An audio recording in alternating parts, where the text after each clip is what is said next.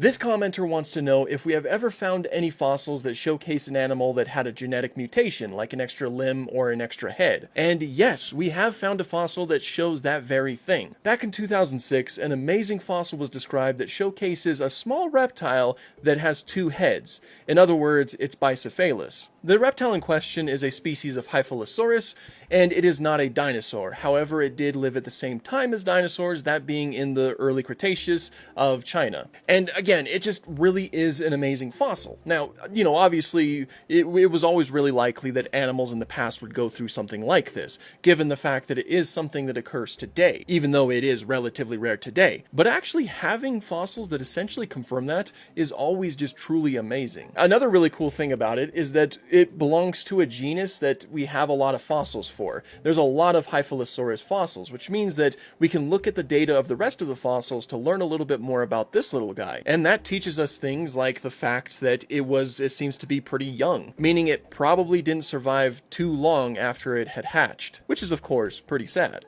But it seems possible that it did survive for at least a short time. In fact, this whole fossil is talked about in the amazing book, The Secret Lives of the Dinosaurs. And as I mentioned, this guy is not a dinosaur, but this book, of course, talks about more than dinosaur stuff. You can see the art depicting that animal right there. Isn't that just awesome? And yes, I know that some of you might be thinking this. There is a good chance that dinosaurs went through the very same thing. We just haven't found any fossils that show that yet.